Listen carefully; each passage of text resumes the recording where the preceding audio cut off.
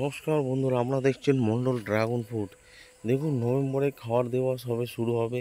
তার আগে একটি করণীয় গুরুত্বপূর্ণ। দেখুন, এই পরিষ্কার করে নিতে হবে গাছের গোড়াগুলো, আগে পরিষ্কার করে নিয়ে তারপর নভেম্বরে খাবার দিতে হবে। গুরুত্বপূর্ণ খাবার। এই দেখুন কত সূক্ষ্ম সূক্ষ্ম শিকড় বার হয়েছে, এই শিকড়গুলোকে ঢেকে দিতে হবে। তার ভিডিও আপলোড দেবো যখন খাবার দেওয়া হবে। তার আগে যে করণীয়, পুরো গাছের গোড়া পুরো পরিষ্কার করে দিতে হবে। দেখুন, এইগুলোকেও পরিষ্কার করতে হবে। এগুলো সবই পরিষ্কার করা হয়েছে। দেখুন পুরো পরিষ্কার। আর দেখুন হালকা হালকা রুট বার হয়েছে। দেখুন এই হালকা হালকা রুট, প্রত্যেকটা গাছে রুট বার হয়েছে হালকা হালকা। এই রুটগুলোকেই খাবার দিয়ে ঢাকা দিতে হবে।